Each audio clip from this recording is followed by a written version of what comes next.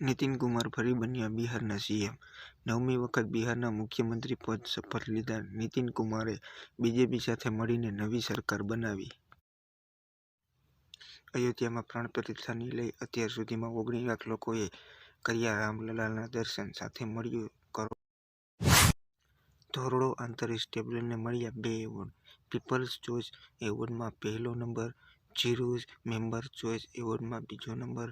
CM Bhupendra પટેલે આપ્યા અભિનંદન।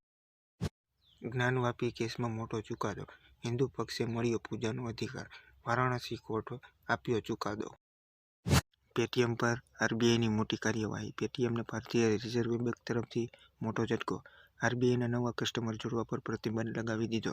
હવે પીપીબીએલની સાથે કોઈ પણ નવા ગ્રાહક જોડી શકશે નહીં। 29 ફેબ્રુઆરી બાદ હાલના ગ્રાહકોને એકાઉન્ટમાં અમાઉન્ટ એડ કરવા પર રોક। રામ મંદિર પાસે ગુજરાત ભવન બનશે, રામ મંદિરના દર્શન માટે જનારા ગુજરાતીઓ માટે સારા સમાચાર। ગુજરાત સરકારે અયોધ્યામાં ગુજરાત ભવન બનાવવા માટે જમીન ખરીદી, અયોધ્યામાં ગુજરાતીઓને ગુજરાત ભવન માટે સારી સગવડ મળશે। કાળી બ્રીફકેસ પર ગુજરાતીઓની નજર, ગુજરાત વિધાનસભામાં આજે નાણામંત્રી કનુભાઈ દેસાઈ ગુજરાતના વિઝન 2024નું બજેટ રજૂ કરશે। કનુભાઈ દેસાઈ આ વખતે બજેટ કાળી બ્રીફકેસમાં લઈને આવ્યા છે। નાણાપ્રધાન કનુભાઈ દેસાઈ બજેટ રજૂ કરતા પહેલા પોતાની પ્રતિક્રિયા આપી છે, જેમાં તેમણે જણાવ્યું છે કે પીએમ મોદીએ વિકસિત ભારત 2047નો સંકલ્પ।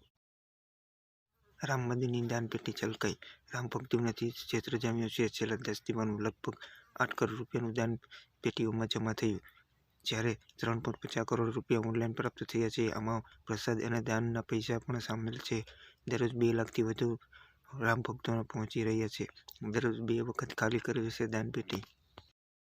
ગુજરાતનું વાસી બર્થડે, ગુજરાતના નાણાપ્રધાન કનુભાઈ દેસાઈએ ત્રીજી વખત 2024 પછીના વાર્ષિક બજેટ રજૂ કરશે।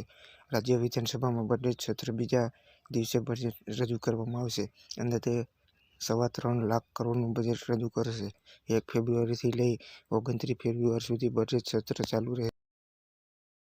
પૂનમ પાંડે જીવે છે, પૂનમ પાંડેના મૃત્યુના સમાચાર વિવાદ, ઇન્સ્ટાગ્રામ પર લાઈવ આવીને કહ્યું, હું હજી જીવું છું।